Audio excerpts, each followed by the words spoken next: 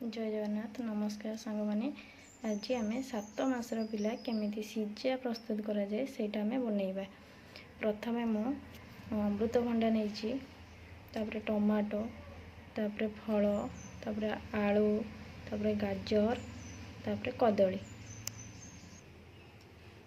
तापर मुझे जाई किसी नहीं मुग जाई ता सहित मिसी हरड़ जाई तापर अरुआ चाउल तापर काजू आलमंड किशमिश तापर डालिया ये जो काजू आलमंड किशमिश को कौन करना गोटे राति पानी भिजी देती सका खरा बेले सीजार बनईकी देवी।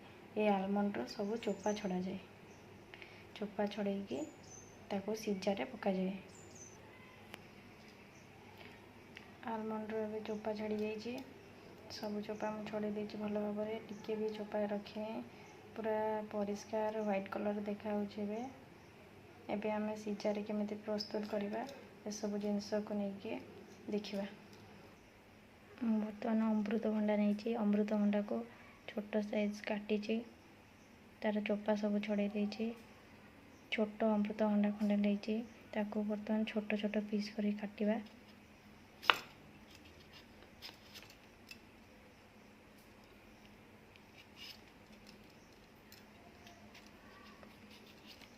तार सब चोपा छड़े देले अमृतभंडा बहुत टेस्ट लगे चोपा सब छड़े देले टिके भी चोपा रही अमृतभंडा पिता लगे। देखो अमृतभंडा काटी सारे एबे काटिबा गाजर एबे हम गाजर काटिबा भल भाव चोपा सब क्लीन करदेबा परिष्कार भाव में सब चोपा छड़ेदेवा। वर्षा दिन होते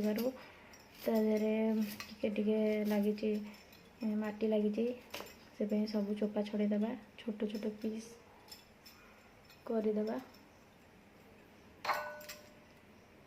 एबे एबे आलू नवा आलू को भी सही भाई चोपा छड़ेदेवा।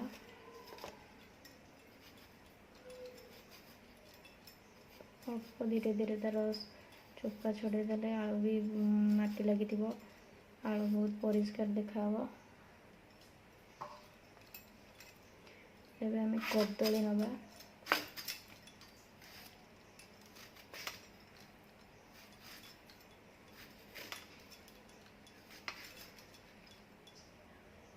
कदली भी तार चोपा छड़ेदेवा भल भाव में ना कलर कला हो सीजार कलर।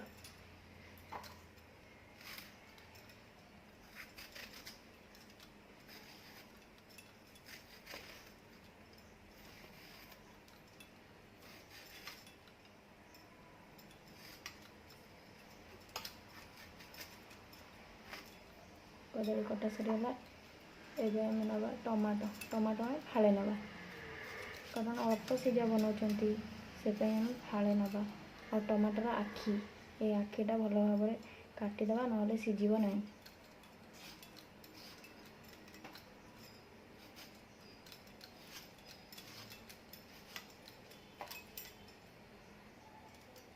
सब परिवा नहीं जाती से पानी किसी नहीं भिजेदेवा भल भाव में धोईदेवा।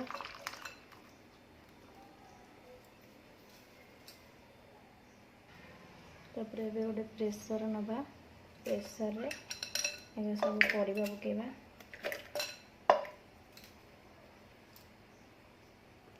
सब परिवा पकेदेली एबे किछि पानी नेली पानी रे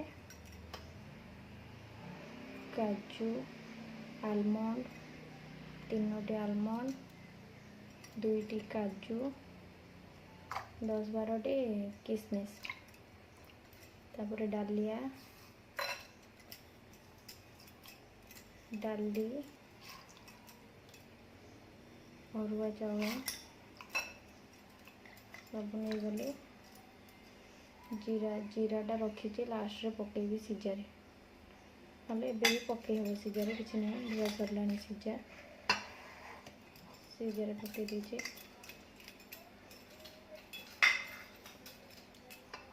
ଏସବୁକୁ ଭଲ ଭାବରେ ଧୋଇଦେବା। ଧୋଇକି ସିଝାରେ ପକାଇଦେବା।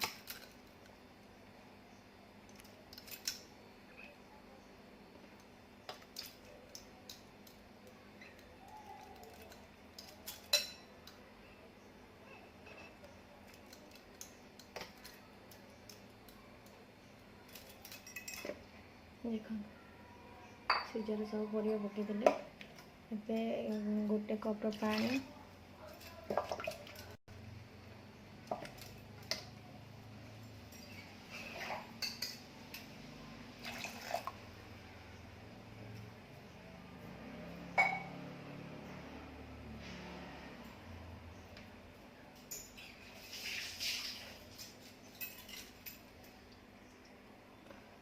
ମୁଁ କିଛି ଫଳ ନେଇଛି, ଫଳକୁ ଧୋଇକି ରଖିଥିଲି, ତାକୁ ଉପରେ ପକାଇଦେବା।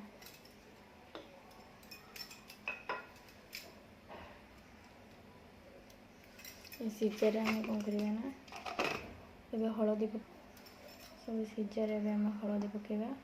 ଅଳ୍ପ ଟିକେ ହଳଦୀ, ଗୋଟେ ଚାମଚରୁ ଅଧ ଚାମଚ ହଳଦୀ,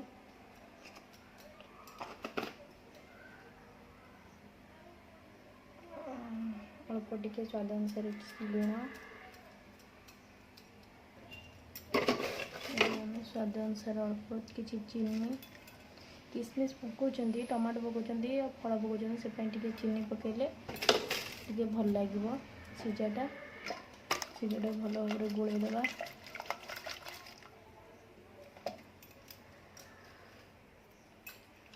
ଏବେ ଆମେ ସିଝାକୁ ପ୍ରେସରର କ୍ୟାପ୍ ଦେଇକି ପ୍ରେସରକୁ ବନ୍ଦ କରିଦେବା। ଏବେ ଆମେ ଗ୍ୟାସ୍ ଲଗାଇବା।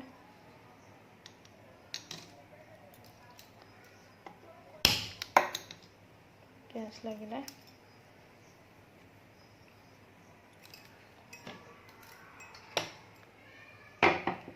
ପ୍ରେସର ବସାଇଦେବା। 2 ରୁ 3 ମିନିଟ୍ ଭିତରେ ପ୍ରେସର ବି ସିଟି ଦେଇଦେବ।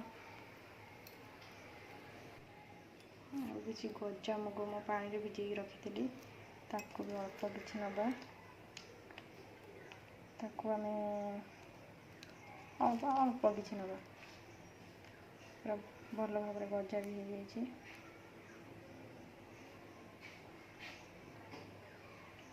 ତାକୁ ଆମେ ପ୍ରେସରରେ ପକାଇଦେବା ଉପରେ।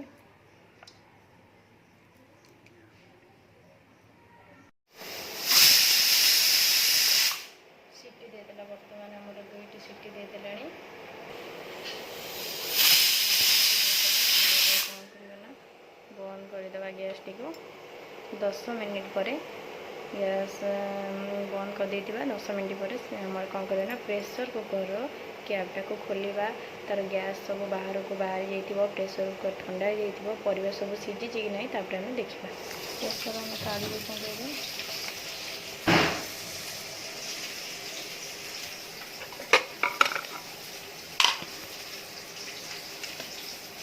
ସବୁ ପରିବା ସିଝି ଯାଇଥିବ।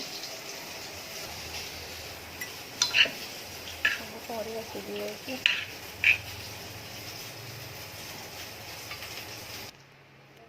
ଆମେ ସିଝାରେ ଘିଅ ପକାଇବା 1 ଚାମଚ।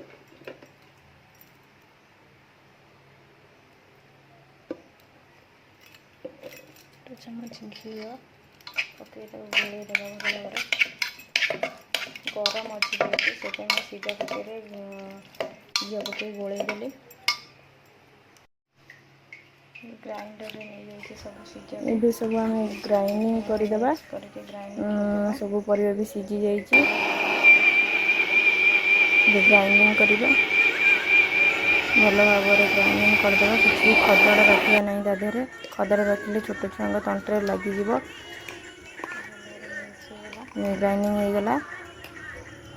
ଟିକେ ତା ଦେହରେ ନାହିଁ କିଛି ଖଦଡ଼। ଏବେ ଆପଣ ଚାହିଁଲେ ୟାକୁ ସବୁ ଛୋଟ ପିଲାମାନଙ୍କୁ ଦେଇପାରିବେ। 7 ମାସରୁ 2 ବର୍ଷ ପିଲାମାନଙ୍କୁ ଦେଇପାରିବେ। ବଢ଼ିଆ ସେ ସିଝା ପ୍ରସ୍ତୁତ ହେଇଯାଇଛି।